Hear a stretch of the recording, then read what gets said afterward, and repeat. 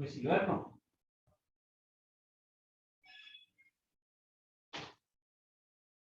Pues una realita, ¿no?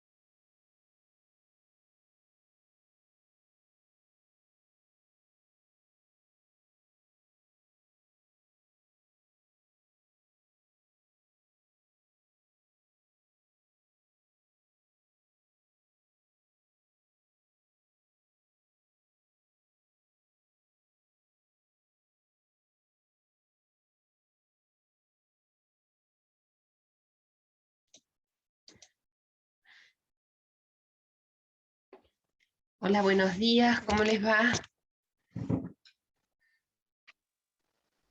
Buen Buenos día, días. doctora. Buenos días, profe. Buenos días, profe.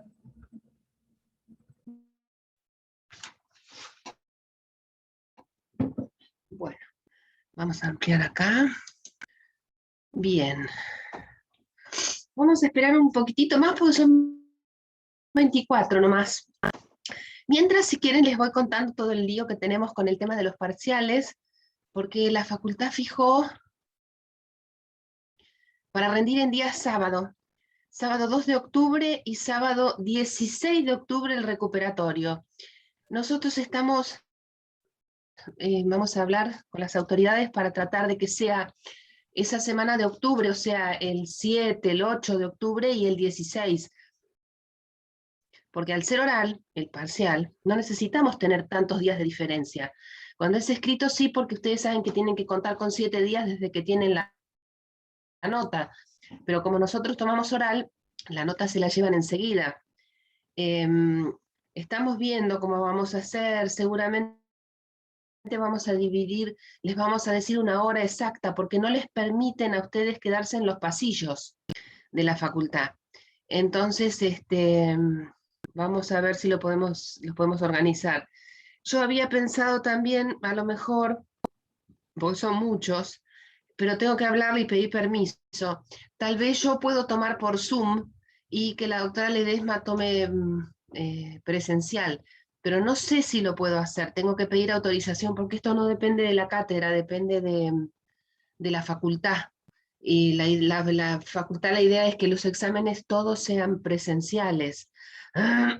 Pero 50 chicos en un aula obviamente no pueden estar y tampoco pueden estar en el pasillo. Así que habría que darles turno para que fueran rindiendo. Y nos da no sé qué también pensar que estamos en invierno y que tienen que estar sentados en la plaza de enfrente esperando. Por eso yo había pensado la posibilidad de que algunos rindieran presencial y otros por Zoom, pero yo, la otra cátedra, la de la noche, la comisión de la noche va a ser todo presencial. Pero yo estuve pensando que a lo mejor, si la facultad me lo permite, hacemos por sorteo, o los que quieran rendir por Zoom rinden conmigo y los demás rinden con la doctora Ledesma. Esto es algo que se me ocurrió a mí sola anoche. O sea, no lo tomen como algo válido porque yo tengo que pedir permiso para poder hacer eso. Y no sé si ustedes quieren, a lo mejor ustedes prefieren presencial. ¿eh? Lo que pasa es que yo lo veo, y sobre todo lo que más complejo veo es que lo han fijado en un día sábado. Nos han, y hay docentes que no pueden, porque o viajan, o si yo no tengo problema, pero en la comisión de la noche hay una persona que no puede porque da clases los sábados, hay otra que tiene que viajar. Entonces, la verdad es que no sé por qué a nosotros nos han dado los sábados. Realmente el sábado no, eso, a mí no me molesta porque ya estoy grande y no tengo ninguna obligación, pero los más jóvenes a veces viajan, en fin, ¿no? Ni siquiera viven en Mar del Plata. Yo los voy a ir manteniendo al tanto del tema, porque además lo que me parece un disparate es que tengamos tanta diferencia con las fechas, ¿no? Si no necesitamos 14 días entre un parcial y el otro, yo prefiero darles más tiempo para que estudien, que lleguen bien al primer parcial, que es el parcial filtro siempre, y tomarles el segundo, sí, el 16, como dice la facultad. Pasa que también rinden otras materias, entonces a veces se complica, es un tema, la organización de los parciales es un verdadero problema. Bueno, habíamos pasado un trabajo práctico, ahí está, era un pequeño trabajo práctico, ay, no puedo sacar esto, ahí está. Era un pequeño trabajo práctico que inclusive después cuando lo leí vi que había uno de recusación. Ese en todo caso lo dejamos y lo vemos después, cuando yo les dé recusación, porque no lo habíamos visto. Bien, dice, el doctor Turina interpone ante la Receptoría General de Expedientes de Mar del Plata una demanda por daños y perjuicios contra la doctora Kirchner. Estos son todos los integrantes de la comisión de la noche. La doctora Kirchner articula la inhibitoria ante un juez de Trenquelauquen, es decir, el actor interpone la demanda en Mar del Plata y la demandada interpone una inhibitoria ante el juez de Trenquelauquen porque entiende que este es el juez competente. El juez de Trenquelauquen envía un oficio al de Mar del Plata para que se inhiba, porque dice, sí, tiene razón la doctora Kirchner. Ninguno me preguntó cómo se llama la doctora Kirchner. Es increíble, la doctora Kirchner se llama, que es compañera nuestra, se llama Cristina Kirchner. Ella, no hay vez que no diga su nombre y que alguno no se le ría, pobre, ¿no? Pero bueno, la doctora Kirchner articula la inhibitoria ante el juez de Trenquelauquen, entendiendo que este se lee. El juez de Trenquelauquen envía el oficio inhibiendo al juez de Mar del Plata, diciéndole que la ha resuelto, que se inhiba y que le mande el expediente. ¿Mm? Y el juez de Mar del Plata dice, no, yo soy competente en la causa del doctor Turina. ¿Cuál es el tribunal o el órgano superior que va a resolver este conflicto? La Corte Suprema Suprema. Corte de la provincia de Buenos Aires. De la provincia de Buenos Aires, ojo, no la de la nación, por eso se dice No. Suprema Corte cuando hablamos de provincia, no Corte, Suprema Corte, porque Corte es la de nación. Muy bien, ¿por qué? Porque es la que resuelve el conflicto entre dos jueces que se consideran competentes de dos departamentos judiciales de la Exacto, provincia. exactamente.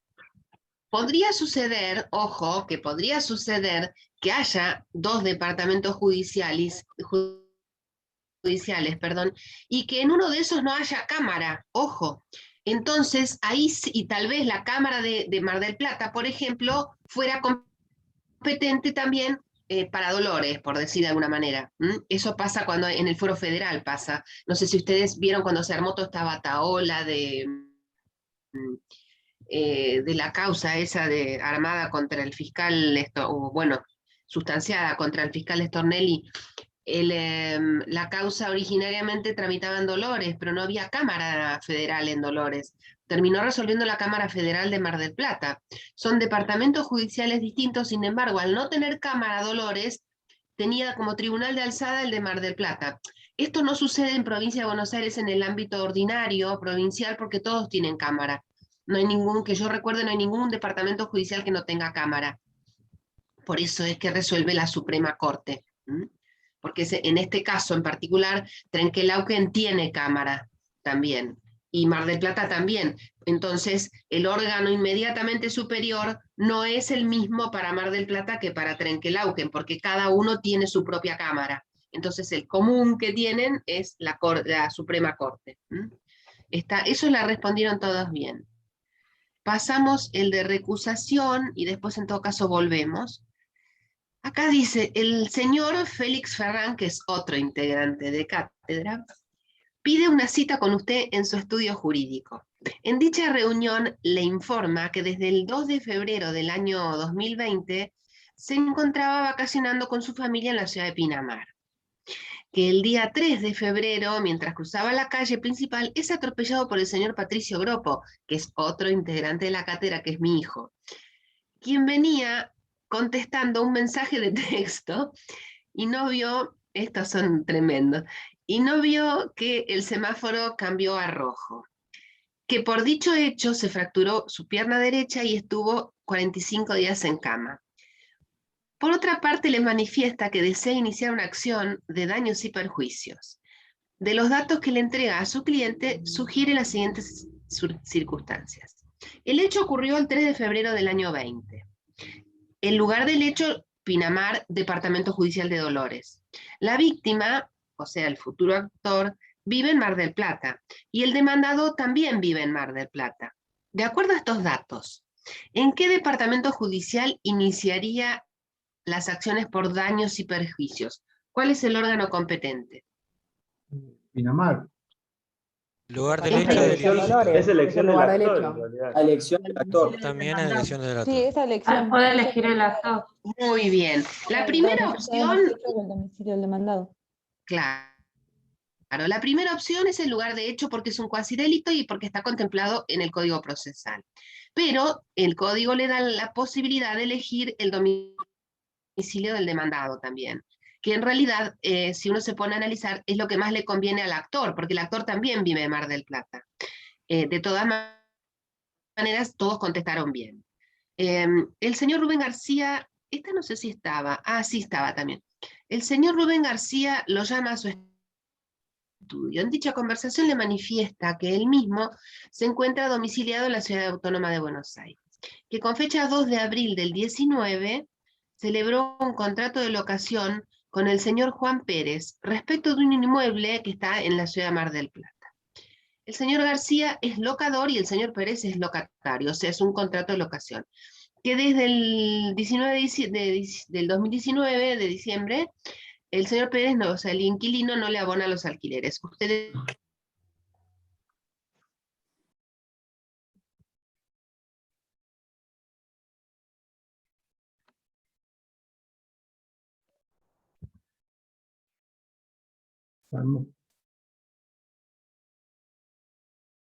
¿Se tildó? Tildó, ¿qué pasó? Me parece que sí.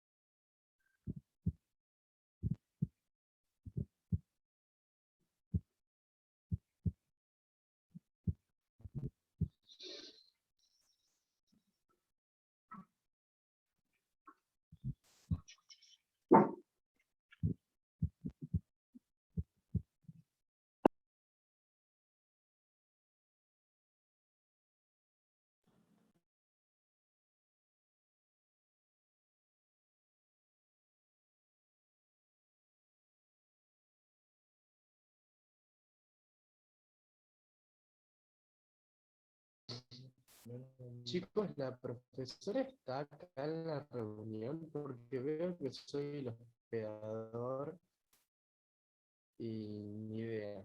No quiero tocar nada y ni hacer cagadas.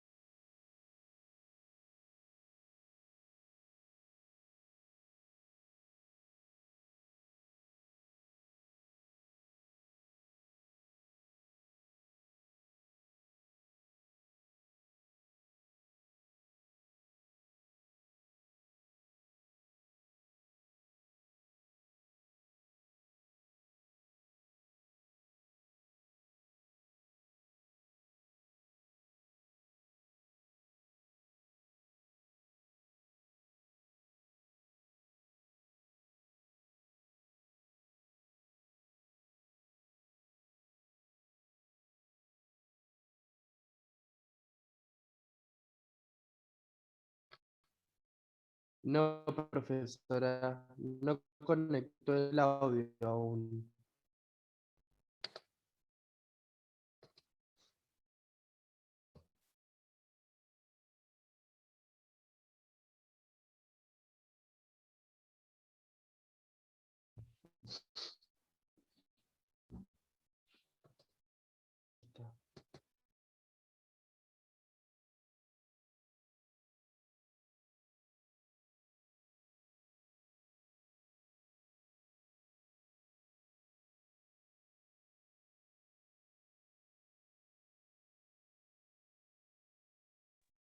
Ahora sí. ¿Ahí estamos?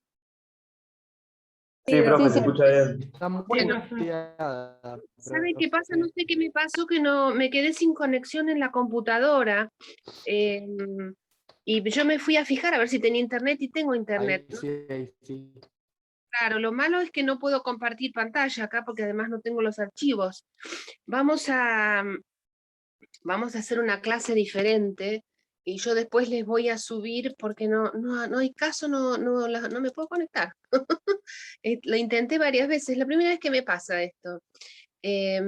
Lo siento, pero voy a tener que ver cómo lo soluciono, porque internet tengo. Lo que no estoy pudiendo entrar, me dice Zoom no está conectado. Bueno, ¿se acuerdan? El caso era el del contrato de locación. ¿Quién era el juez competente? ¿Se acuerdan? Los tribunales ordinarios de Capital, Muy porque bien. Se habían pactado Capital Federal, pero como hacer sumas de dinero podía prorrogarse también. Claro, exactamente, porque es un proceso de contenido patrimonial y como tal se puede prorrogar la competencia. Bueno, yo lamento tener que dar la clase de esta manera. Después les voy a subir el PowerPoint, pero lamentablemente no sé qué pasó acá. Es la primera vez que me pasa. Bien, habíamos hablado el martes pasado de competencia, habíamos dicho las reglas generales en materia de competencia, habíamos hablado de de las vías para plantear una cuestión de competencia, que eran la declinatoria y la inhibitoria.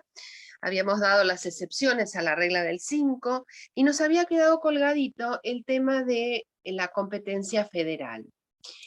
Nosotros tenemos que saber que la competencia federal está regulada por la Constitución Nacional, por el 116 de la Constitución Nacional, que dice que corresponde a la Corte Suprema y a los tribunales inferiores, o sea, a toda la justicia federal, las causas donde se discutan puntos regidos por la Constitución Nacional, las leyes nacionales y los tratados internacionales, con excepción de la reserva del 75, que se acuerdan que es el que establece que las provincias tienen que pueden regular sus propios códigos procesales, pero que los códigos de fondo son una facultad reservada a la nación, ¿no? Pero en general, todo lo que tenga que ver con la Constitución Nacional, con los tratados internacionales y con las leyes federales, van a ser competencia de los tribunales federales. También el 116, van a ver ustedes que establece que las causas en las que intervengan embajadores, ministros públicos y cónsules extranjeros también van a ser materia federal. También es un artículo largo, después ustedes lo leerán y yo se los voy a subir en el PowerPoint, pero es una pena porque la verdad que lo que yo quería dar en el PowerPoint hoy era oralidad, que me hubiera gustado explicarla con el Power. Pero bueno, el 116 habla de almirantazgo y jurisdicción marítimo, cuando la nación es parte, siempre que la nación es parte va al fuero federal, cuando hay causas entre dos provincias o entre una provincia y vecinos de la otra, o vecinos de diferentes provincias, en fin. Esto lo leen en el 116, no tiene mayor complejidad. También, por supuesto, cuando intervenga un Estado extranjero, ¿no es cierto? Bien, ¿cómo interviene la Corte Suprema en materia federal? La Corte tiene dos formas, como competencia originaria y como competencia en grado de apelación. ¿Qué quiere decir esto? Que hay determinadas causas en las que la Corte va a intervenir directamente como si fuera un tribunal de primera instancia. ¿Y cuáles son esas causas? Están enumeradas en el código también, en la Constitución, perdón. Y entiende en las causas en que estén involucrados ministros y cónsules extranjeros, y en los casos en que una provincia sea parte. ¿Se acuerdan ustedes del amparo que hubo por el tema de los fondos de San Luis, que se los quedó digamos, el corralito? Bueno, la provincia de San Luis interpuso un amparo y ese amparo fue a parar directo como competencia originaria a la Corte. ¿Por qué? Porque era una provincia, era una cuestión de una provincia. Lo mismo cuando hay cuestiones con embajadores y con cónsules. ¿Cuáles son las características de la competencia federal? La competencia federal es de excepción, es decir, donde hay una duda va al fuero ordinario. Es de excepción, es restrictiva, parte de lo mismo. Es suprema, ¿qué quiere decir? Que no está por encima de las justicias provinciales. Es privativa de los tribunales federales, es improrrogable y es inalterable. No se preocupen si no alcanzan a copiar todo esto porque yo después les subo el PowerPoint. A mí menos mal que tengo batería en el celular. Bien. Es la primera vez que me pasa, después voy a estudiar bien qué fue lo que pasó, porque intenté varias veces conectarme y no pude. Hay un puntito del programa que habla de prórroga en favor de los jueces o árbitros extranjeros. Esto no está en el Código de Provincia, esto está en el Código de Nación, en el artículo 1 del Código de Nación. En el segundo párrafo este artículo dice algo así como que se permite la prórroga cuando hay una cuestión de carácter internacional, tiene que ser de carácter patrimonial, si no, no. Hay un componente internacional, pero además tiene que haber un componente patrimonial, si no, no se puede. Y la cuestión no tiene que ser de jurisdicción exclusiva de los jueces argentinos, ya vamos a ver cuáles son. Por supuesto que tampoco tiene que estar prohibido por la ley la prórroga, ¿no es cierto? ¿Cuáles son entonces esos casos de jurisdicción exclusiva, donde sí o sí tiene que intervenir un tribunal argentino? Bueno, los jueces argentinos tienen jurisdicción exclusiva en los juicios sucesorios respecto de los bienes que están radicados en la Argentina. ¿Qué quiere decir? Que si por ejemplo un extranjero vino y compró un inmueble acá y se fue a vivir a Estados Unidos, cuando ese extranjero muera, los herederos van a tener que iniciar la sucesión en Argentina respecto de ese inmueble. Aunque tengan que hacer la sucesión en Estados Unidos, también la van a tener que hacer acá respecto de esos bienes. Entonces, repito, hay jurisdicción exclusiva en los juicios sucesorios respecto de los inmuebles radicados en el país.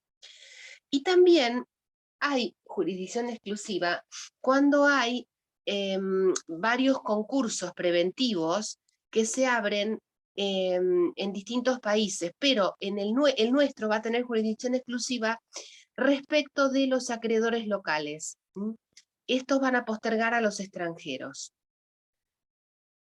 Bien, y en los juicios de adopción, esto lo más, y para mí es el más importante de todos, porque en los procesos de adopción de chiquitos argentinos, al Estado le interesa particularmente que se respete el debido proceso y las normas y el orden público, porque para evitar el tráfico de niños, ¿no es cierto?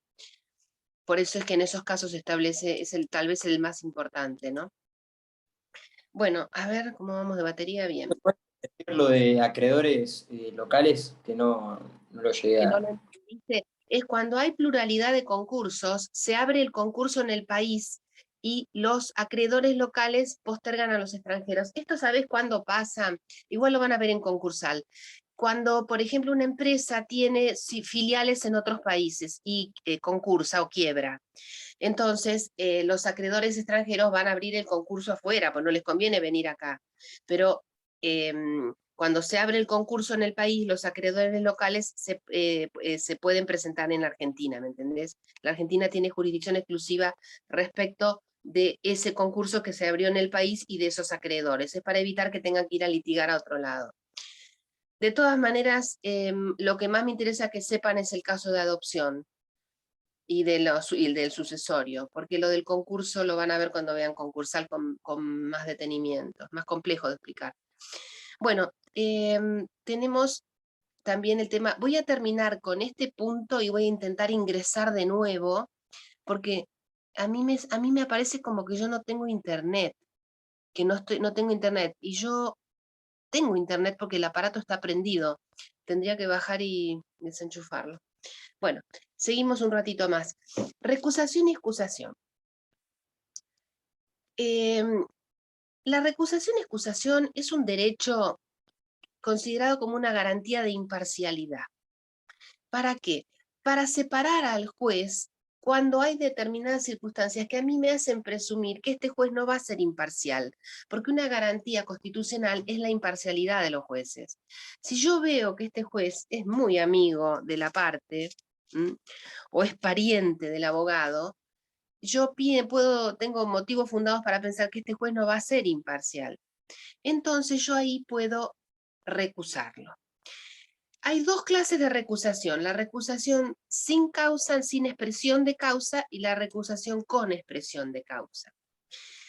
La recusación sin expresión de causa se puede hacer una única vez, y si hay más de un actor o más de un demandado, solo lo puede hacer uno. Los demás no lo pueden hacer. Repito, solamente lo puede hacer uso de este tipo de recusación un solo actor y un solo demandado. ¿Cuándo? ¿Cuál es la oportunidad? La oportunidad es en la primera presentación. Allí es donde va a poder plantear la recusación sin causa. ¿Cuándo se hace con la demanda o el demandado en su primera presentación? Ustedes cuando interpongan la demanda tienen que poner una cápita aparte que digan recuso sin expresión de causa al titular del juzgado 1. Lo tienen que poner ahí, porque si no lo ponen en la demanda ya no lo van a poder hacer después. Y el demandado, obviamente, cuando en su primera presentación. ¿Se puede negar el juez a la recusación sin expresión de causa? No. Esta es una facultad que le ha dado el código a las partes. El juez no se puede negar. Él automáticamente y dentro de las 24 horas tiene que enviar el expediente al juez que sigue en orden de turno.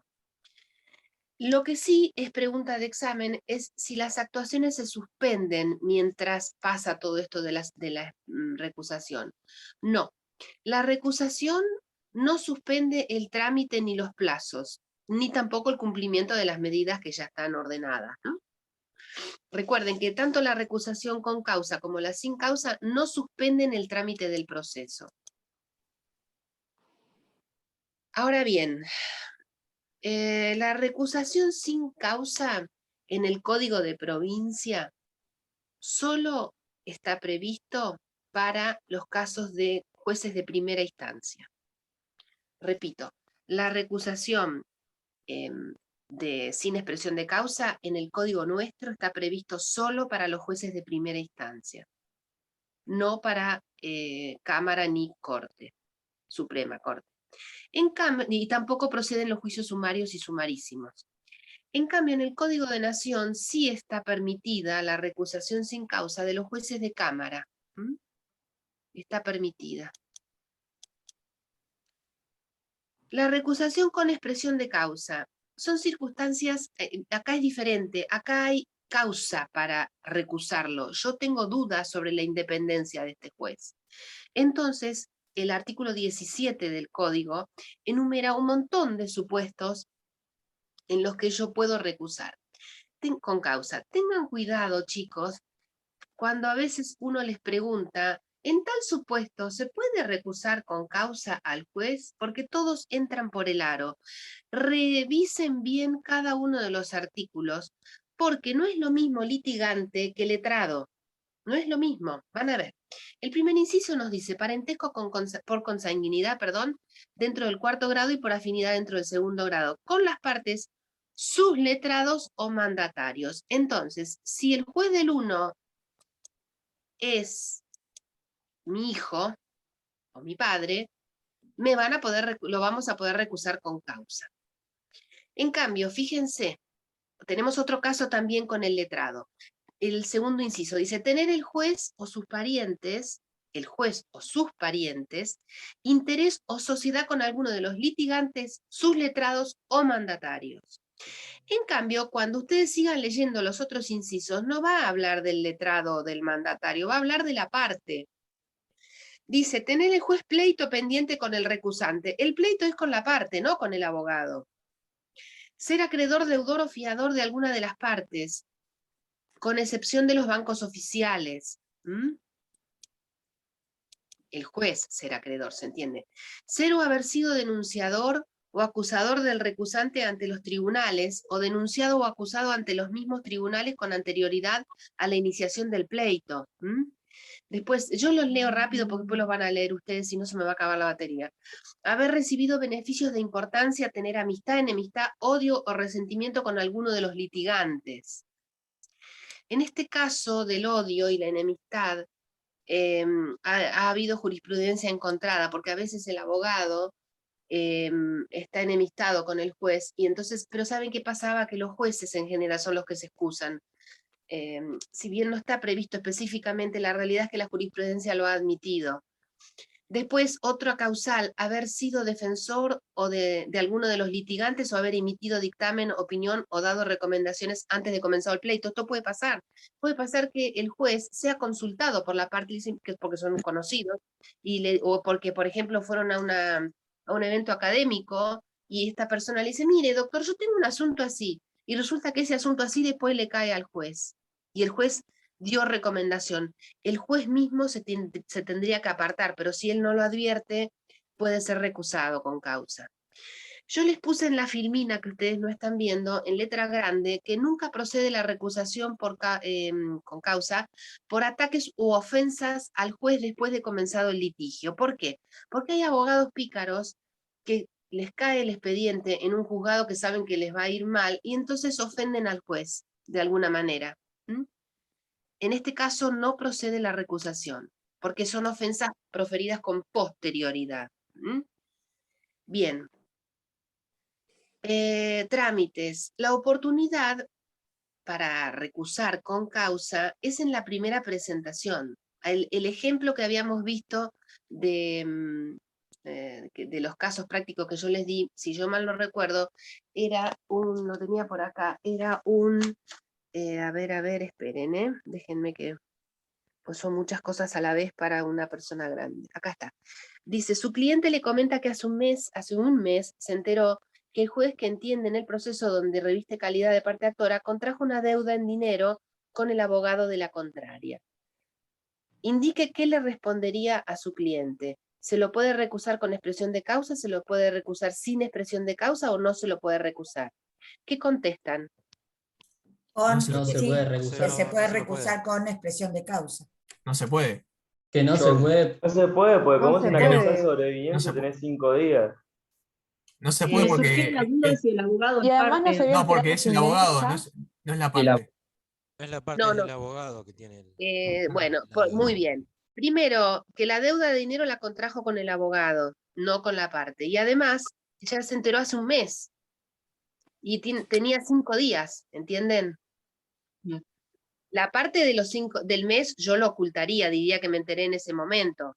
O sea, yo como abogada le diría, mira, no vamos a decir nada ahora, salvo que sea público, porque se encontraron en un lugar público y le dijo, vos le debes plata a mi abogado. Bueno, entonces ahí lamentablemente ya pasaron los 5 días, ¿no? Pero yo aconsejaría no decir nada, pero no puede porque la deuda no es con el abogado, la deuda tiene que ser con la parte.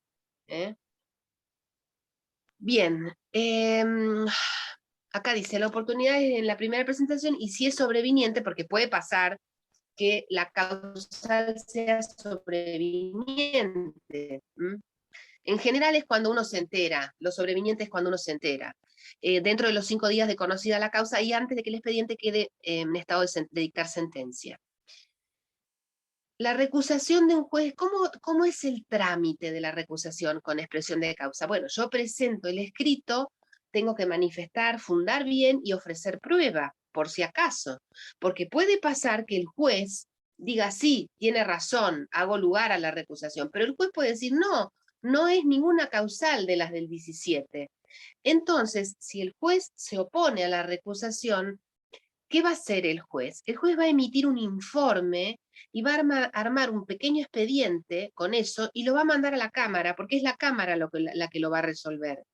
Porque este conflicto de intereses lo tiene que resolver un imparcial, que es la Cámara en este caso. Si esto ocurriera con jueces de Cámara, pasa lo mismo, con la diferencia que lo resuelven los restantes compañeros de sala. No lo mandan a la Suprema, lo resuelve la misma Cámara, pero otros jueces. Y con la Corte pasa lo mismo, lo resuelven los otros jueces. Lo importante que tienen que saber es que tienen que ofrecer la prueba y el juez va a brindar un informe. Y como yo les dije antes, a diferencia de las cuestiones de competencia, que sí suspenden el trámite, las cuestiones de recusación no suspenden el trámite. Entonces, cuando yo presento la recusación, ¿qué va a hacer el juez? Inmediatamente va a mandar el expediente al juez que sigue en orden de turno. Y va a mandar a la Cámara el expedientillo con el tema de la recusación y su informe. Yo no sé si les queda claro, si me escuchan bien. Me da mucha pena tener que dar a través de un celular. Profe, se la Se la escucha bien escucha por bien, ahora. doctora. Menos mal porque lo que no termino de entender, chicos, es porque acá tengo wifi y en la computadora no. No lo termino de entender, a menos que esté consumiendo el wifi del celular. Bueno, Tendría capaz que reiniciar el módem, la computadora. claro. Ah, ¿la computadora decís vos? Sí, capaz que ahí le vuelve como la señal de internet. Ah, podría Podría ser. Bueno, vamos a terminar con esto y en todo caso si me dan un minuto, porque también lo que puedo hacer es ir abajo, desenchufar el módem y volverlo a enchufar, ¿no? Sí, también. Qué terrible que es esto.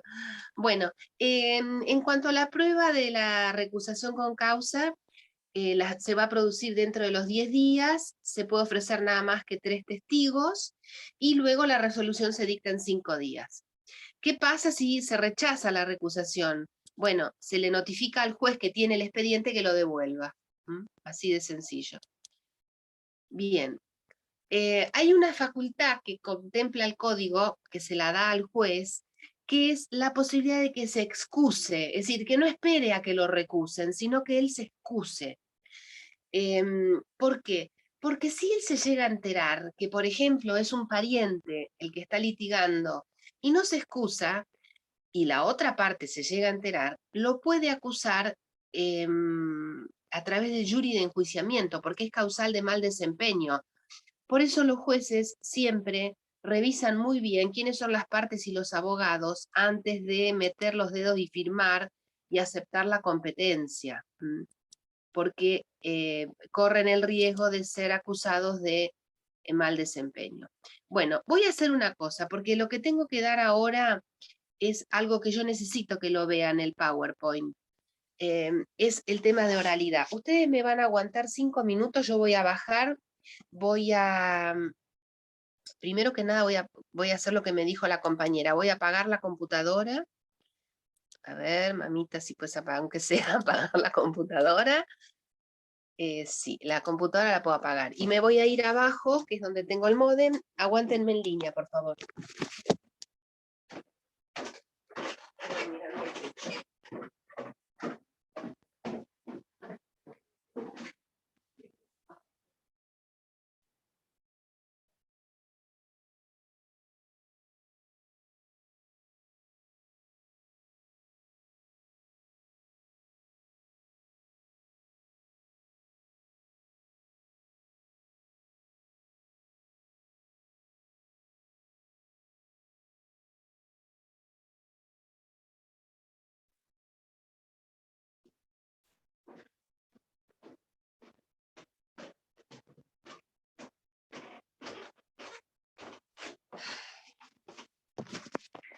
Esto me pasa cuando veo Netflix, mira, cada 2 por 3 me quedo. Esperen que no se me apagó esta computadora también. Es un desastre. La filmina que yo les quiero pasar, el PowerPoint, es sobre un tema que es bastante interesante y es de actualidad, que es el plan de oralidad.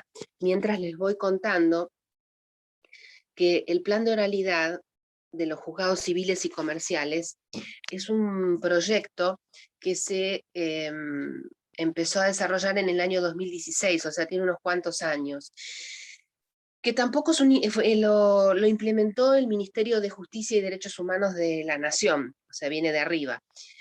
Pero fíjense qué gracioso que en la capital, no sé si ahora lo tienen, pero en un principio no lo habían adoptado. En cambio, hicieron un convenio el Ministerio de Justicia de Nación con la Suprema Corte de Buenos Aires para implementarlo. Y hay varias provincias que ya lo tienen también.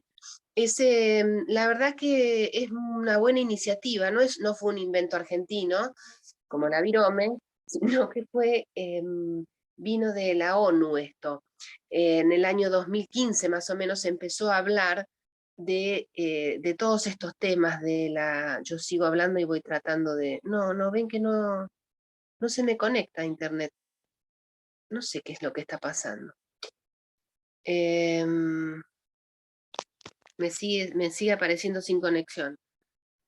Bueno, la cuestión es que esta agenda de la ONU, que creo que se llamaba Agenda 2015-2030, tenía como objetivo buscar agilizar los trámites judiciales, acercar la justicia a la gente, de alguna manera hacer que el ciudadano participe de la justicia, porque la justicia y todas las esferas gubernamentales, ahí tengo internet, todas las esferas gubernamentales estaban implicadas, no era solamente para la justicia. Lo que pasa que la realidad es que la justicia siempre fue muy, muy mal vista, la justicia civil y comercial. Fíjense que la justicia penal es oral hace muchísimos años. En cambio, la justicia civil siempre fue relegada. Ustedes me dirán, ¿por qué, doctora? Miren, yo les voy a decir una cosa, esto no es un invento de ningún gobierno, esto es de muy data, es de muy vieja data. Estoy entrando, no lo puedo creer. Nosotros, yo no sé si les dije, no les dije, que la ley procesal argentina, estoy entrando, chicos, la ley procesal argentina tiene su fuente en el derecho civil español, en el derecho procesal español, perdonen. Así como la Constitución, ahí dejo un minuto, como la Constitución nuestra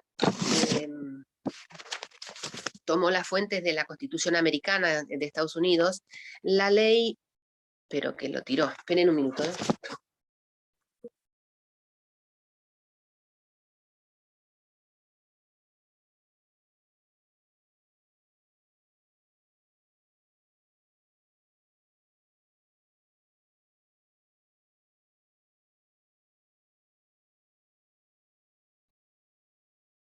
El proceso 1, ¿no?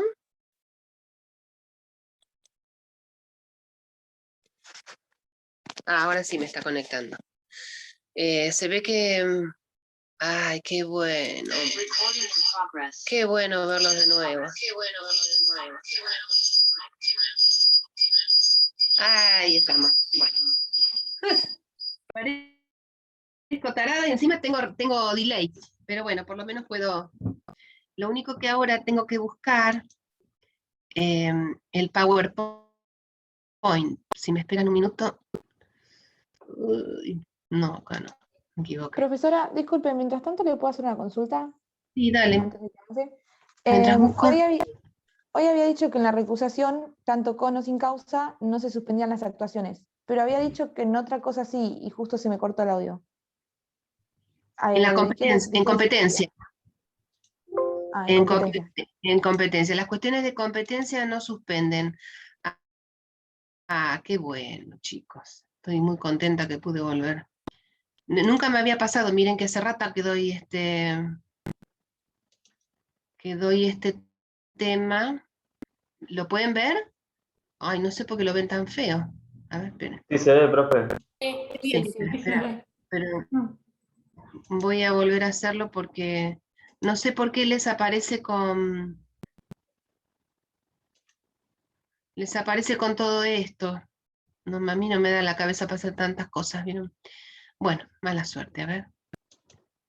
Ahí. Porque me aparece con todo esto que teóricamente no me debería aparecer. ¿Alguno sabe cómo hacerlo? ¿O ustedes lo ven bien?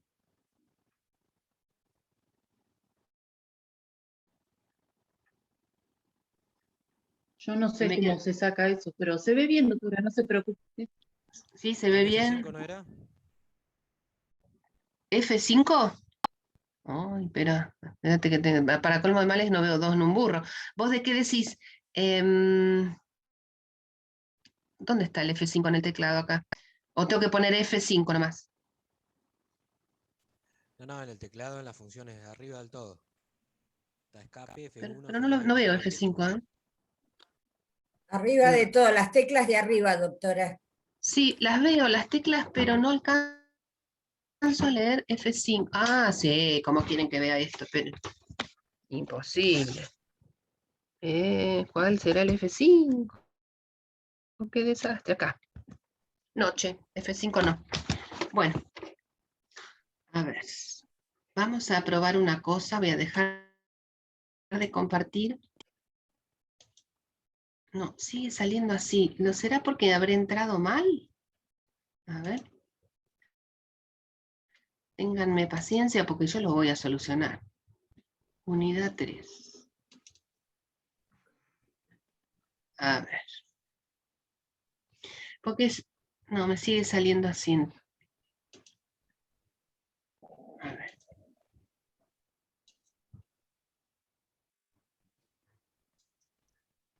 A ver.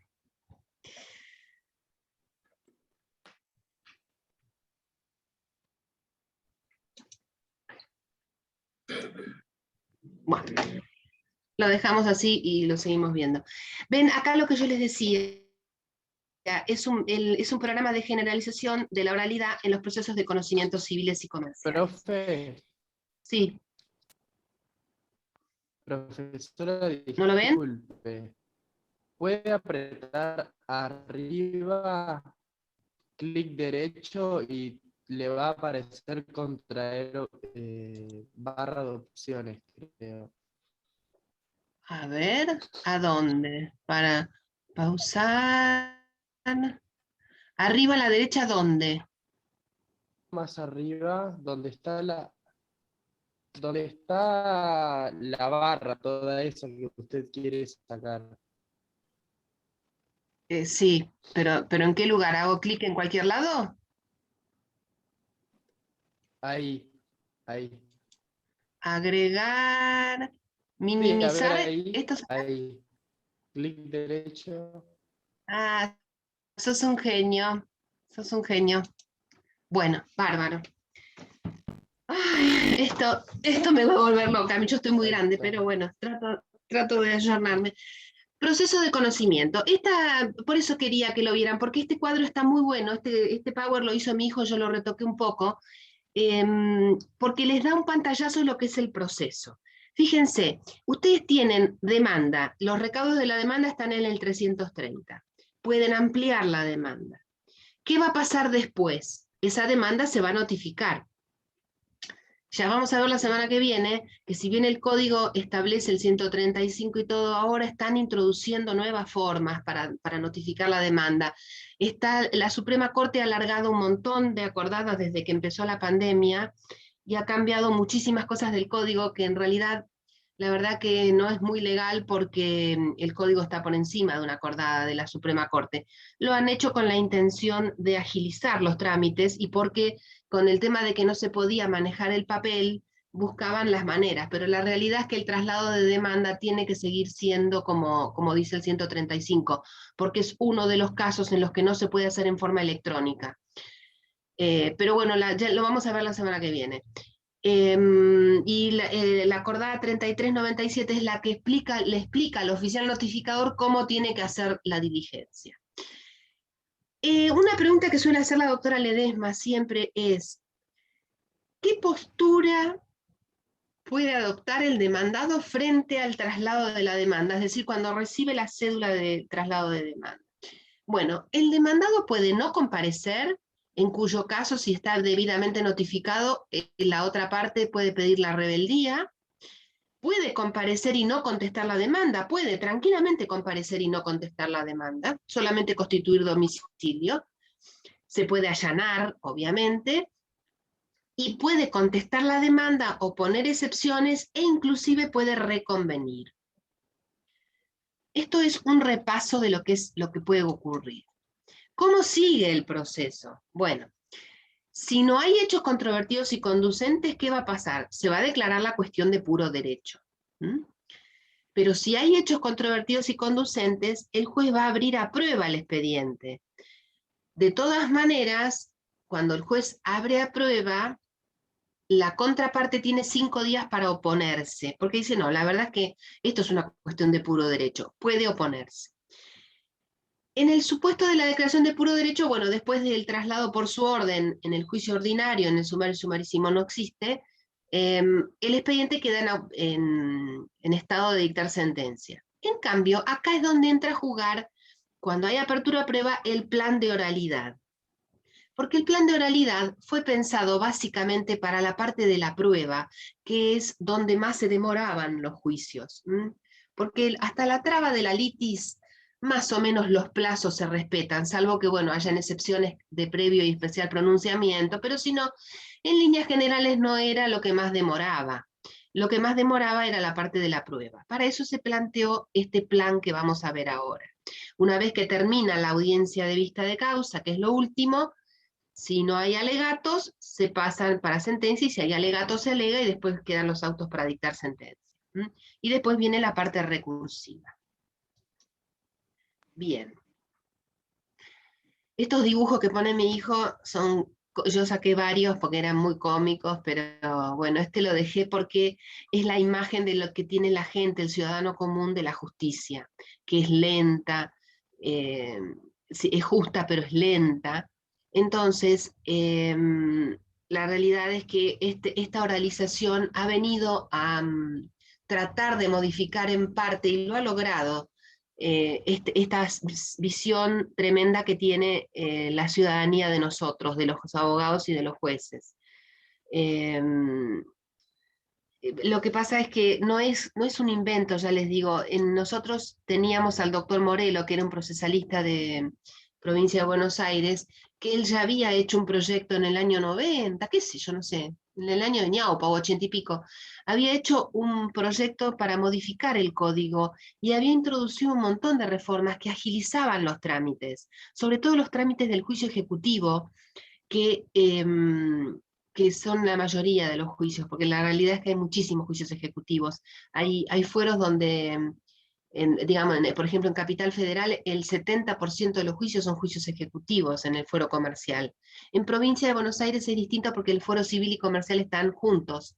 Entonces hay de todo, pero hay muchos procesos que la realidad es que deberían ser más ágiles.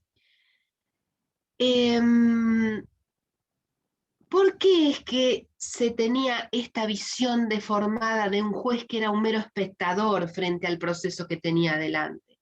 Porque ustedes saben que nosotros tenemos un principio rector en materia civil y comercial, que es el principio dispositivo. Es un principio procesal que se aprende en teoría general.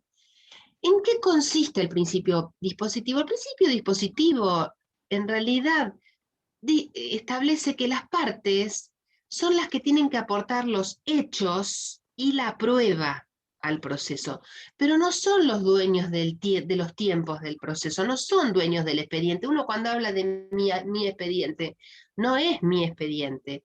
Yo lo que tengo que hacer es decir cuáles son los hechos y cuál es la prueba. En eso sí el juez no se puede meter, el juez no puede introducir hechos al proceso y tampoco puede introducir fuentes de prueba.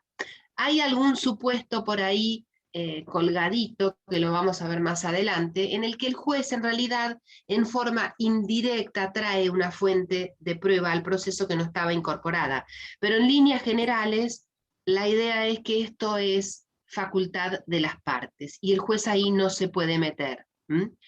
Pero esto no significa que el juez no pueda agilizar el trámite, que no pueda pasar a la etapa siguiente, si ya está toda la prueba producida, ¿me entienden? No es que el juez... Lo que pasa es que hay que entender también que los juzgados tienen entre 5 y 10.000 causas en trámite, más o menos, o un poco más.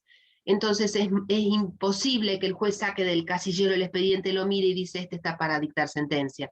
No lo hacen, esperan a que lo haga la parte. Pero podrían hacerlo. Bien.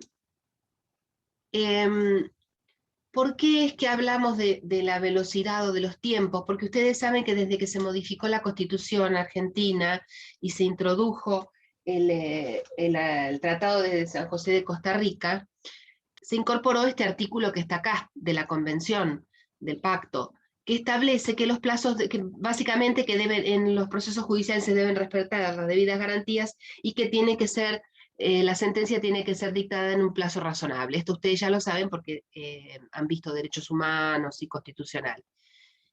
Cómo tiene que ser el juez independiente e imparcial, en fin, lo que ya conocemos todo, que no vamos a repetir.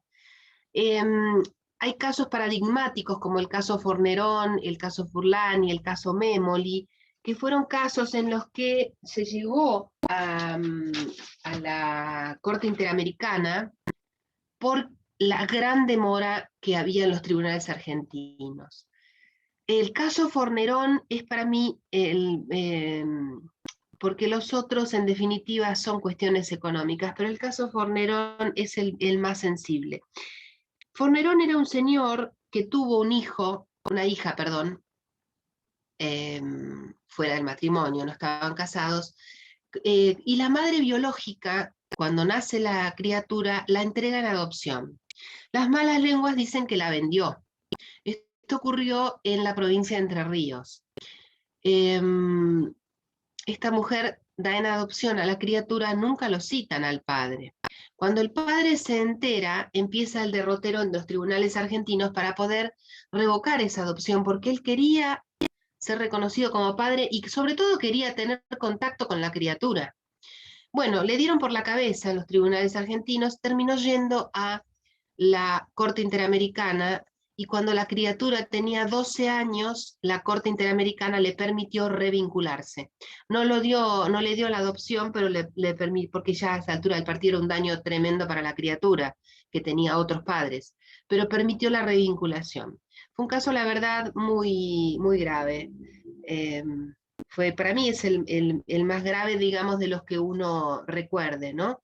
Porque, por ejemplo, el caso Furlan, también es serio, y para Furlan debe haber sido tremendo, porque Sebastián Furlan era un chico que estaba jugando, un adolescente creo que era, estaba jugando en un predio del ejército que tenía el alambrado caído, y con tanta mala suerte que le cae un caño arriba de la cabeza y tiene una grave discapacidad, está muy jorobado, ¿no?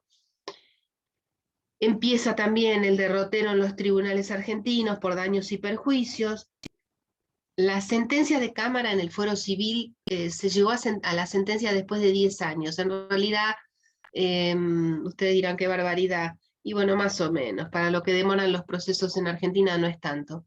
Pero el tema es que le pagaron con bonos, no le pagaron con pesos, le pagaron con bonos, estos lindísimos bonos que no sirven para nada, y que el pobre hombre, el padre, los tuvo que convertir, vender al 35%, que es lo que pagaban esos bonos malditos, para poder pagar los tratamientos del hijo y en fin. Entonces él estaba tan enojado con la justicia argentina, que le había reconocido el derecho, pero que le había pagado de esa forma tan, tan miserable. Él pidió encima, pide una pensión para el chico y se la deniegan. Entonces se va a la Corte Interamericana. Pasa primero por la comisión y después a la Corte. Y la Corte Interamericana le condena al Estado argentino a que le pague como corresponde. Y por último, el caso Memoli es un caso diferente, porque acá, no me acuerdo el lugar, me parece que era en provincia de Buenos Aires. Había habido una venta de unos lotes por parte de una sociedad de estas de beneficencia, unos lotes para hacer un cementerio. Sí, para cementerio, para unas bóvedas, unos nichos, no sé qué era. La cuestión es que, bueno, estos Memoli inician la causa contra esta sociedad porque ellos consideraban que era una estafa, no sé qué, bueno, se la rechazan, y la sociedad esta le inicia a los Memoli una causa por injurias y además una por daños y perjuicios, si yo mal lo recuerdo. Bueno, la cuestión es que entre pitos y flautas, la causa se demoró, no sé la cantidad de años, no recuerdo, pero más de 12 años en que los Memoli tuvieron embargados sus propiedades. porque habían llegado a un acuerdo extrajudicial, pero resulta que el acuerdo no involucraba a todos, entonces al final la cuestión en síntesis es que la medida cautelar estuvo trabada como 12, 14 años. Por eso recurren a la Corte Interamericana, porque le tienen que dar un fin al tema. Por eso es que todos estos casos son los que conducen a decir que se tiene que oralizar la justicia, que de hecho ya está, porque ya está, era voluntaria, pero casi todos los juzgados de Mar del Plata están adheridos. Creo que el 12 quedó sin adherir y no sé si algún otro más, pero prácticamente todos están adheridos, y yo pienso que en algún momento va a salir una ley provincial que los va a obligar a adherirse. ¿Qué es lo que se persigue a través del plan de oralidad? Que el juez no sea un mero espectador, que sea un administrador del proceso. Que tenga una posición activa, que aplique correctamente el principio dispositivo, porque ya van a ver que hay varios artículos del código que le dan facultades al juez para poder agilizar los trámites, sin violar el debido proceso y sin violar el principio dispositivo. El juez tiene que ser imparcial, pero no tiene que ser neutral. El juez tiene que involucrarse en el proceso. De hecho, hay un principio, que es el principio de la inmediación, que ustedes también lo conocen, que no es ni más ni menos que el involucramiento del juez en el proceso. El juez tiene que ser imparcial o imparcial, pero no neutral. Él tiene que involucrarse en el proceso. Puede impulsar de oficio, puede ejercer el control de la duración del proceso. Para eso es que se creó este tipo de, iniciativa. ¿Cuáles son los objetivos del plan de oralidad? Obviamente aumentar la calidad de las decisiones jurisdiccionales. Nadie duda que en todo esto lo que se intenta es que los jueces dicten mejores resoluciones. También reducir los plazos de los procesos de conocimiento, que son los más largos. Aumentar la satisfacción del ciudadano, como les decía yo. Y acá están los artículos que le permiten al juez hacer esto. En primer lugar, el artículo que regula los deberes de los jueces, el 34. El 34 regula o establece los deberes de los jueces y el 36 las facultades. ¿Qué nos dice el inciso primero del 34? Que el juez tiene la obligación de asistir a las audiencias bajo pena de nulidad. ¿Qué quiere decir? Que en la preliminar y en la de vista de causa el juez tiene que estar presente. Es obligación bajo pena de nulidad. Otro deber del juez es dirigir el proceso. Él no es un espectador, él es un director del proceso. Debe, dentro de los límites que le permite el juez, concentrar, ejercer el principio de concentración, concentrar en un solo acto la mayor cantidad de actos posibles. Y también dictar aquellas diligencias que él ve que son necesarias realizar sin que esto implique un cercenamiento del derecho de las partes. Pero él tiene la facultad, por ejemplo, de dictar medidas esclarecedoras, dice el código. Medidas para esclarecer, siempre que no afecte el derecho de defensa de las partes. Y por otro lado, el artículo 36 le brinda herramientas a los jueces para que, por ejemplo, eviten la paralización del proceso. Ellos mismos lo pueden activar el proceso. Y también pueden intimar a las partes a que lo activen, bajo apercibimiento de decretar la caducidad de la instancia y terminar con el proceso. Y también hay esto que sigue acá, que no se lee muy bien, ustedes que tienen mejor letra, mejor vista lo van a ver, que dice que a tal efecto, cuando un plazo se vence, se haya o no ejercitado la facultad, el juez puede pasar a la etapa siguiente. Esto es muy importante porque los jueces pueden avanzar en el trámite del proceso, no necesitan esperar a que la parte les pida que dicte la apertura de prueba. Los jueces la pueden dictar una vez que está trabada la litis y que consideran que hay hechos controvertidos y conducentes, pueden avanzar. Pueden disponer también la comparencia personal de las partes en cualquier momento para intentar conciliarlos, en fin. Y por último, el 362, que es el que se refiere a la prueba, que lo van a ver con la doctora Ledesma, que los jueces pueden depurar la prueba y decir, no, mira, esta es impertinente, esta es dilatoria, esta es superflua. Tienen esas facultades. ¿Cuándo las partes se van a enterar que están frente a un juez que aceptó la oralidad? En el primer despacho. Cuando ustedes interponen una demanda en el primer despacho, lo primero que le va a decir el juzgado, ojo que yo estoy sometido al plan de oralidad, para que lo sepan. Ustedes me preguntarán, ¿puede la parte negarse? Miren, han habido algunos aislados casos de apelación y la Cámara les dijo que no. Así que ya nadie lo intenta, todos aceptan la oralidad. El juez obviamente tiene facultades, como ya lo dijimos, para concentrar medidas ordenatorias e instructorias antes de la traba de la litis, para agilizar. También, por ejemplo, puede, si la parte lo pide, puede adoptar medidas preliminares de prueba, o él mismo de oficio, si ve que hay una prueba que se puede perder, él mismo puede anticiparla, tiene que notificar a las partes, ¿no? Pero podría anticiparla. Va a fijar el criterio de producción y valoración de la prueba. Esto no lo va a hacer tanto en el primer despacho como en la audiencia preliminar. La realidad es que este punto no lo, si bien lo pueden hacer, lo hacen después en la audiencia preliminar.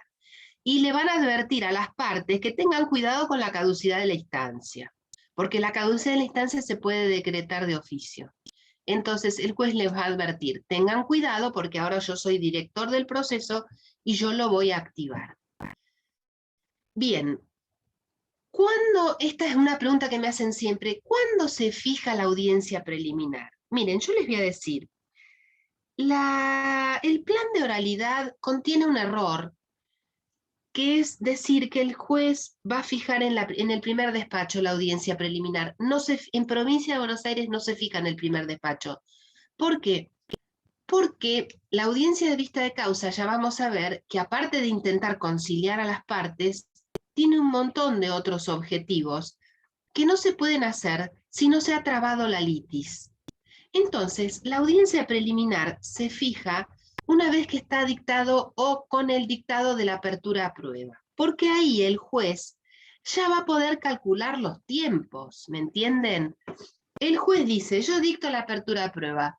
¿Qué es lo peor que puede pasar? Que dentro de los 5 días venga el demandado y se oponga. Bueno, esto se resuelve en tanto tiempo. Si yo declaro la cuestión de puro derecho, bueno, ahí ya cambia la cosa, porque no hay audiencia preliminar, no hay nada. Pero si el juez dice, no, yo quiero que se abra prueba, rechazo la oposición, esa oposición es inapelable. Con lo cual, el auto de apertura a prueba queda firme. ¿Me siguen? Estos conceptos los van a ver después con la doctora Ledesma, pero yo se los tengo que adelantar. Se dicta la apertura a prueba y se fija la audiencia preliminar. El juez, al fijar la audiencia preliminar, agarra el almanaque y hace todas las cuentas y dice, bueno, vamos a estar listos para tal fecha. Y le fija la audiencia preliminar. La audiencia preliminar es obligatoria que vayan las partes y los abogados, salvo que las partes vivan muy lejos y le den facultades al abogado para conciliar, pero si no, en principio tienen que comparecer las partes. ¿Qué pasa si no comparecen? Hay una multa pecuniaria, pero además la audiencia se va a realizar igual, con la parte que concurra, obviamente, se van a fijar los hechos litigiosos y esta inasistencia el juez la va a tener en cuenta al momento del dictado de la sentencia y sobre todo al momento de regular los honorarios. Porque hay un deber, que ustedes lo vieron en teoría general, que es el deber de lealtad y probidad. Las partes se tienen que comportar de forma leal y deben colaborar con el proceso. Entonces deben concurrir a la audiencia preliminar. Si no concurren, obviamente no es que los van a declarar rebeldes porque pueden contestar la demanda, si ya contestaron la demanda, digamos, la única sanción es de tipo pecuniaria y esta valoración de la conducta que va a hacer el juez en el momento del dictado de la sentencia y al regular los honorarios. Bien. Por eso les puse yo acá, audiencia preliminar. La audiencia preliminar se va a realizar con la parte que concurra. aunque vaya una sola, lo que no van a poder obviamente es transar o conciliar, no van a poder porque no está la otra parte, pero sí se van a poder fijar los hechos litigiosos, se van a proveer las pruebas que se consideren pertinentes y admisibles, se va a establecer cómo es el plan de prueba, cómo se van a producir. ¿Por qué les pongo plan de producción de pruebas? Porque a veces, por ejemplo, en los juicios de mala praxis con los médicos, se produce lo que se llama la carga probatoria dinámica, y a pesar de que la parte es la que el actor es el que tiene que probar la mala praxis del médico, quien está en mejores condiciones de probar es el médico, porque fue el médico el que estuvo adentro de del quirófano en el momento que se produjo el hecho. Entonces, en esta audiencia preliminar, el juez le va a decir, mire, doctor, al médico, usted va a tener que probar, porque usted está en mejores condiciones de probar. Como puede ser que no, puede ser que le diga, bueno, el actor tiene que probar estos hechos y el demandado tiene que probar estos otros. El juez fija el plan. Ahí mismo se va a fijar la fecha de la audiencia de vista de causa, que no se puede exceder más allá de los 90 días desde la celebración de la preliminar. Y esa audiencia de vista de causa es impostergable e improrrogable. Se tiene que realizar, salvo que haya una cuestión muy grave, pero en principio la ley dice que es improrrogable. La audiencia preliminar no se graba, a diferencia de la vista de causa que sí se graba. ¿Por qué? ¿A alguno se le ocurre por qué? Para despabilarnos un poco. ¿Por qué les parece que la audiencia preliminar no se... Porque es más íntima la audiencia preliminar, para ver si se llega a una conciliación. ¿Por qué? Exacto, porque en la audiencia preliminar las partes el juez va a tratar de conciliar y determinar el pleito. Entonces, ahí las partes se tienen que expresar libremente. Y el juez también propone fórmulas. Y esas fórmulas no significa que él después vaya a hacer lugar o no a la demanda si la mediación no prospera. ¿Me entienden? El juez puede decir, mira, vos sabés que la verdad no podés reclamar por lucro cesante de una persona de 80 años 4 millones, porque sabés que si no estaba jubilado, está por jubilarse. ¿Qué lucro cesante? Todo eso el juez lo puede decir, pero no puede quedar grabado. Y lo mismo las partes. Las partes pueden reconocer ciertos hechos. Yo les aconsejo que no lo hagan, que se manejen con mucho tacto, porque está el juez escuchando. Y el juez, aunque no prejuzgue, en su cabeza algo le queda. Con lo cual uno tiene que ser muy, muy cuidadoso de lo que va a reconocer en una audiencia preliminar. Pese a que el juez no va a poder hacer mención de eso, de todas maneras le va quedando el tintineo en su cabeza, ¿no? La de vista de causa sí, porque obviamente ahí se va a producir la confesional, la testimonial, en fin, esa tiene que quedar grabada. ¿A ustedes cuáles les parece que es la ventaja de la grabación de una audiencia de vista de causa? ¿Para quién en realidad está dirigida la grabación? A ver si se les ocurre. Para el juez. El juez. Para no olvidarse lo que se habló en la Para el juez, audiencia. para el momento del dictado de la sentencia. Y por arriba del juez, ¿para quién? Para la cámara. Para la Cámara, sobre todo para la Cámara, porque la Cámara no estuvo en la audiencia, no escuchó a los testigos ni a las partes. Entonces, cuando tenga el expediente, le llegue a la Cámara, va a decir, a ver, che, ¿qué dijo tal testigo? Y no lo que transcribió el empleado, que a veces transcribían cualquier cosa. Va a escuchar y le va a ver la cara al testigo, le va a ver la cara a la parte. ¿Entienden? Para eso sirve la grabación. Sirve para el juez de primera instancia, pero el juez estuvo. Sirve para la Cámara. La audiencia de vista de causa se notifica electrónicamente. En general las partes se notifican el juez les hace notificarse en el acto, pero a las partes se les notifica también electrónica, está previsto así. Bien. A ver, esperen que quiero una cosa. Sí, está bien. ¿Cuáles son los objetivos? Bueno, ya más o menos lo venimos diciendo, es resolver en forma pacífica el conflicto, determinar el objeto, o sea, de pulir el objeto del litigio, trazar el plan de trabajo y ordenar la producción de las pruebas. Acá es donde se va a decir, se cita a los testigos fulano, mengano y sultano, se fija la confesional, se ordena la producción de la prueba pericial, se designa al perito, se ordena la producción de la prueba informativa. Pero ¿cómo logro esos objetivos cuando un juez antes tomaba conocimiento del expediente en el momento mismo lo llamaban, le decía, doctor, tiene una audiencia, y le daban el expediente ahí, y resulta que un expediente así, imposible que lo leyera. Esto se va a lograr si los jueces se comprometen y leen los expedientes antes de la audiencia preliminar. El principio de inmediación hace que sea, bajo pena de nulidad, imprescindible la presencia del juez. El juez tiene que estar empapado del tema. Tiene que manejar, por eso se pone case management, porque el juez tiene que manejar la audiencia preliminar. Tiene que manejar, saber negociar de alguna manera. Él tiene que manejar los tiempos y tiene que manejar a las partes, tiene que tratar de lograr esa conciliación tan esperada para evitar todo el desgaste jurisdiccional.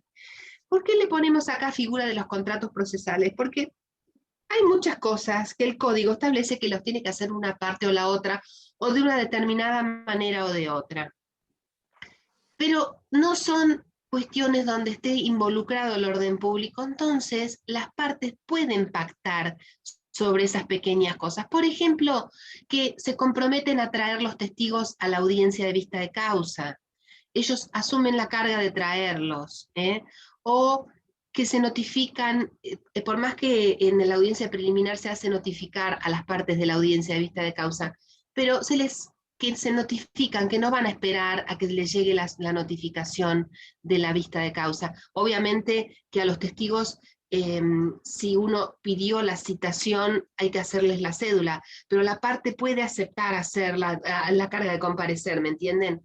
Puede aceptar la carga y decir, no perdamos tiempo, yo me comprometo a que estos testigos vengan.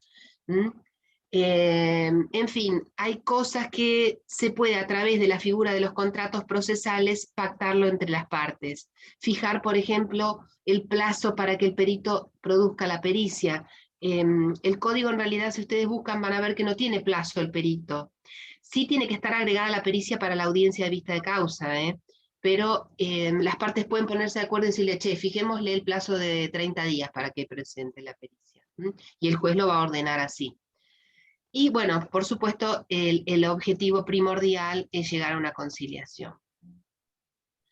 Entonces, resumiendo, en la audiencia preliminar se va a ordenar los oficios por secretaría y se les va a entregar a las partes para que los diligencien. Se va a ordenar la testimonial ¿qué es la testimonial de reconocimiento? Cuando se cita un testigo que reconozca un documento. La prueba pericial, ahí se va a pulir los puntos de pericia, porque ambas partes ofrecieron puntos de pericia, pero hay que pulirlos. Se reformulan, se incluyen puntos de pericia nuevos. ¿Por qué? Yo hay una cosa que no les dije, porque no los quiero marear a esta hora, pero el plan de oralidad tiene un gran defecto, y es que estuvo pensado para los procesos sumarios, no para los ordinarios. ¿Por qué les digo esto?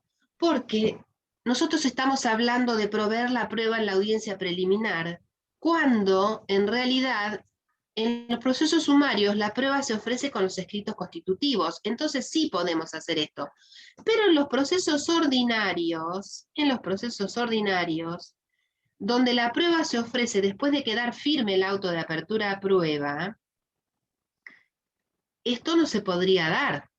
Por eso es que yo les dije que con la apertura a prueba el juez hace las cuentas de los tiempos, del tiempo de la oposición, de su resolución y del ofrecimiento de la prueba, que es dentro de los 10 días, y después que hace toda esa cuenta, fija la audiencia preliminar, de manera que cuando llegue el día de la audiencia preliminar, él ya tiene el ofrecimiento.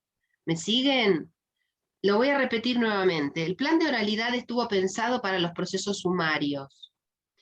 o para los procesos ordinarios de la nación, que son distintos y que no los voy a marear hoy, pero se ofrece, les digo que se ofrece toda la prueba con los escritos constitutivos, pero en provincia no, en el ordinario la prueba se ofrece dentro de los 10 días de quedar firme el auto de apertura a prueba. Entonces los jueces, la audiencia preliminar, no la pueden fijar en el primer despacho, la tienen que fijar cuando fijan cuando establecen la apertura a prueba, haciendo estas cuentas, ¿me entienden? Cuentan el tiempo que les va a llevar la oposición, cuentan el tiempo que ellos van a tardar en resolverla y cuentan el tiempo, esos 10 días hábiles que tienen las partes para ofrecer la prueba. No lo quise decir antes para no marearlo, pero esto es así, por eso es que si yo dicto la apertura a prueba hoy, lo más probable es que la audiencia preliminar sea dentro de 30 días, porque me tomo los tiempos para que pasen todas estas cosas. Entonces yo en la audiencia preliminar veo las pruebas producidas por las partes, las depuro y ordeno las que correspondan. Por eso, en el caso, este es el ejemplo típico de la prueba pericial. Cuando yo ofrezco la prueba pericial, tengo que ofrecer los puntos de pericia. Entonces, en la audiencia preliminar, el juez va a decir, no, che, no me preguntes cómo estaba el día, porque no, a los efectos del reclamo de daños que lloviera o hiciera calor, no tiene ninguna importancia, o cualquier tontería de esas, ¿no es cierto?, que los abogados solemos poner para perder tiempo.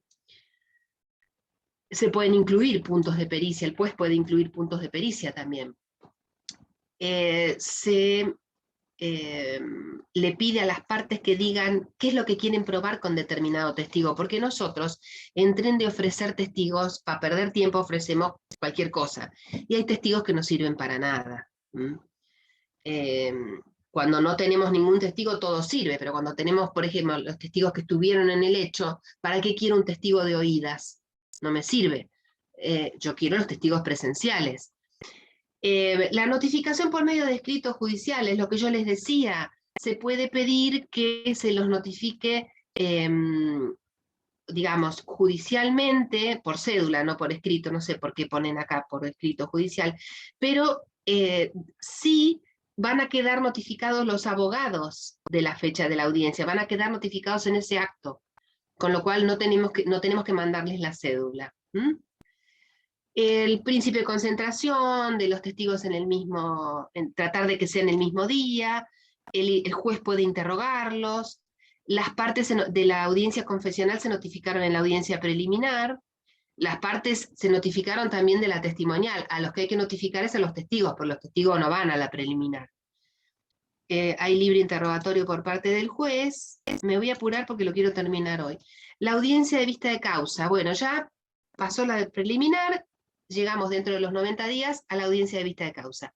¿Qué es lo que va a pasar acá? Bueno, la pericia ya va a estar agregada, se puede citar al perito a que venga a dar explicaciones en esa audiencia de vista de causa, o a que amplíe un punto que no evacuó.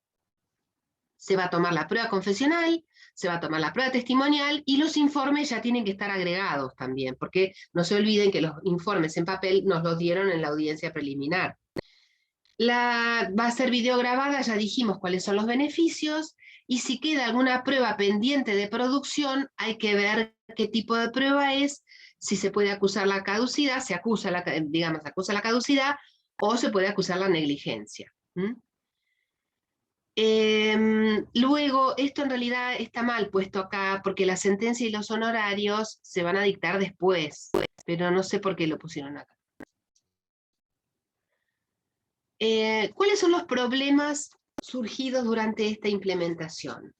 La piedra que pone mi hijo. El gran problema que tenemos en la actualidad es la falta de peritos. ¿Por qué? Porque los peritos en la mayoría de los casos no cobran. Esta es la realidad. Las partes se arreglan por afuera, desisten del proceso y los peritos quedaron colgados. Por eso es que cada vez hay menos peritos anotados, porque al no cobrar sus honorarios, no quieren, saben que no tiene sentido que trabajan y después no cobran. Lamentablemente es así. El anticipo para gastos no es honorarios, con lo cual tampoco sirve. Hay un proyecto y hay varias ponencias. Nosotros con mi hijo hicimos una, diciendo que al perito hay que adelantarle honorarios, hay que exigirle a las partes que adelanten honorarios, porque si no, cada vez nos estamos quedando con menos peritos. Hay que fijarle un plazo al perito, hay que fijarle un plazo, porque el código no establece plazo, y el incumplimiento tiene que ser obviamente sancionado, ¿no? Y por supuesto, lo que pasa siempre en Argentina, que no tenemos suficientes salas para llevar a cabo estas cosas, ¿no? Estas audiencias. Tienen en los juzgados, por ejemplo, ahí en el edificio donde trabaja mi hijo, creo que hay una sola sala para todos los juzgados, con lo cual tienen que estar turnándose, y lo que pasa siempre, ¿no? Nunca le dan recursos, siempre establecen las leyes y no tenemos los recursos. En penal pasa lo mismo. Esto es viejo, porque este Power es del 2019, pero más o menos se mantiene la proporción. Se ha reducido, el 70% de los procesos se ha reducido a menos de 2 años, en primera instancia. Se elevó la tasa de resolución por conciliación muchísimo, muchísimo, y la mayoría se han hecho encuestas cuando terminan las audiencias a los litigantes, y la mayoría de los litigantes están muy conformes con el accionar de los jueces. Bien. Dejamos de compartir la pantalla y estoy abierto a lo que no me entendieron. Yo sé, pobres, que se los di muy rápido, pero cuando lean el Power lo van a entender. Lo importante acá es que entiendan que la audiencia preliminar se fija con la apertura a prueba, que el juez se toma esos tiempos para esas contingencias posteriores a la apertura a prueba, que las pruebas básicamente, las pruebas se producen casi todas en la audiencia de vista de causa, salvo la informativa y la pericial. Se puede pedir explicaciones al perito y hacerlo comparecer. Muchas de estas cosas las van a ver después cuando vean prueba, porque el programa se repite en este tema. Así que lo que no entendieron ahora lo van a entender cuando vean la prueba. ¿Tienen alguna pregunta? Acá hay un chat. Sí, presentación de... No está leyendo el chat. Yo no estaba leyendo nada, chicos. Apenas si podía conectarme. Bien. ¿Alguna pregunta? No es Yo complejo tengo esto. una pregunta, pero de la clase anterior.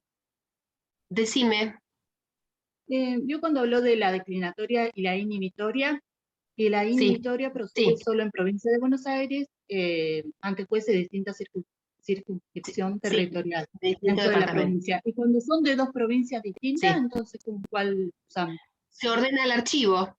Si el juez entiende que es incompetente, ordena el archivo del expediente. No lo puede mandar a La Pampa, ni a Salta, ni a Tucumán. Tiene que ordenar el archivo. Y con la declinatoria pasa lo mismo. Con los dos casos, cuando con la declinatoria se declara incompetente y se ordena el archivo. No puede mandarle un expediente a otra provincia. Tendrá que iniciarlo de nuevo en donde sea. Es buena la pregunta. Gracias. Lo mismo pasa con el fuero federal. Ustedes dicen, pero si estamos a 3 cuadras. No, pero es fuero federal, se ordena el archivo. Lo que no procede es la inhibitoria si es por una cuestión de incompetencia dentro del mismo departamento judicial. La inhibitoria está prevista para cuando son distintos departamentos judiciales. ¿A alguno se le ocurre por qué la ley permite a la parte plantear una inhibitoria? ¿Qué les parece? Para ahorrar gastos, supongo. Claro, porque si yo vivo en Azul o vivo en Trenquelauquen y mi contraparte se avivó y metió la demanda en Mar del Plata o en Bahía Blanca, más lejos todavía, me está obligando a mí a nombrar un abogado que no conozco en un departamento judicial que no conozco, cuando yo debía haber sido demandada en Trenquelauquen. Es para ahorrarme gastos, traslados, un montón de cosas. Jorobate, si vos planteaste, por ejemplo, compactaste la competencia de Trenquelauquen, jorobate, anda a litigar a Trenquelauquen. Pero si la ley me establece que sí o sí yo tengo que litigar en Trenquelauquen, el actor no se puede hacer el vivo y plantear la demanda en otro lado. Es para ahorrar gastos y las incomodidades. Esto, chicos, pasa muchísimo, pero muchísimo en cuestiones de derecho consumidor. En una época las compañías de seguros planteaban la competencia de los tribunales ordinarios de la ciudad de Buenos Aires, y el consumidor era de Mar del Plata. Esto por suerte la ley lo modificó, pero eran contratos leoninos, donde te hacían pactar expresamente la prórroga de la competencia, y eran contratos, de esos contratos de adhesión que uno no lee, y la gente firmaba, y un pobre tipo que compró una licuadora, ¿qué se va a ir a litigar a Buenos Aires por una licuadora? ¿Me entiende? Una licuadora que le falló. Por eso es que para defensa del consumidor se ha tomado el domicilio del consumidor, pero también lo hacían las compañías de seguro, la casa matriz la tenían en Buenos Aires, y nos hacían ir a litigar a Buenos Aires. Bueno, esas cosas se fueron solucionando, ¿no? Pero básicamente es para eso, es para evitar este tipo de abusos. Bueno, gracias, Dayana, me alegro que hayas entendido. Bueno, ¿alguno más? Cualquier duda, ya saben, tienen mi correo electrónico. Muchas gracias, ¿Yo le puedo profe. hacer otra pregunta? Retiro. Bueno, chicos, no. ¿Alguien preguntó? Sí, hay un compañero ahí que quería preguntar algo. No lo veo. No lo estaría viendo, como dicen los chicos. ¿Quién es? Creo que es Franco. No me aparece. Ah, acá está. No, Carolina me aparece. A ver, Franco, bueno, habla sí, igual. Te veré. ¿Franco? Bueno, le pregunto yo entonces. Dale. Hay un concepto que capaz que se da por supuesto y que yo no lo recuerdo porque hace mucho que di elementos, y me gustaría tener un concepto de qué es trabar la litis. Muy bien, muy buena pregunta. Muy buena pregunta, porque me da pie para contarles que lo de la traba de la litis viene de la época del derecho romano, donde estaba la litis contestatio. Hay dos posturas. Yo les voy a decir primero la mayoritaria. La traba de la litis se produce cuando se notifica la demanda, el traslado de la demanda, o cuando, sí, básicamente cuando se notifica el traslado de la demanda. La otra postura dice que la traba de la litis se produce cuando se contesta la demanda o venció el plazo y no contestó. Pero la realidad es que la mayor parte de la doctrina entiende que se traba la litis cuando a vos te llega la cédula. Yo te digo, yo estoy con la minoritaria, pero bueno, pero porque en el derecho romano era diferente. Pero la realidad es que si vos buscás vas a ver que la mayoría de los autores dicen que se traba la litis con la notificación de la demanda. Lo que pasa es que la palabra traba de litis, traba, ¿qué significa? Traba. ¿Y cuándo se traba? O cuando se presenta y contesta, o bueno, cuando vence el plazo y no. Pero la mayoría de la doctrina entiende que es con la notificación de la demanda. Buena la pregunta. Igual nosotros no tomamos eso, porque saben que nosotros tratamos de no tomar las cosas en lo que la doctrina discrepa mucho. Porque yo sigo sosteniendo que la traba de la litis es cuando se contesta la demanda, porque es ahí donde se traba la litis. Pero bueno, la mayoría dice, tienen razón. Es de una vieja discusión que viene desde el derecho romano, ¿saben? Pero porque, claro, en el derecho romano el litigio era prácticamente privado. Las partes se autocomponían, era totalmente distinto, no me voy a meter en eso ahora, pero era diferente, era distinto. Bueno, gracias, doctor. Bueno, ¿alguno más? No, de nada. Después si encuentro algún artículo te lo voy a mandar, Carolina. Bueno, chicos, si no tienen más preguntas, nos vemos el martes. Nos vemos, profe. Gracias, hasta el martes. Chao, hasta luego. Nos vemos. Muchas gracias, profe, nos vemos.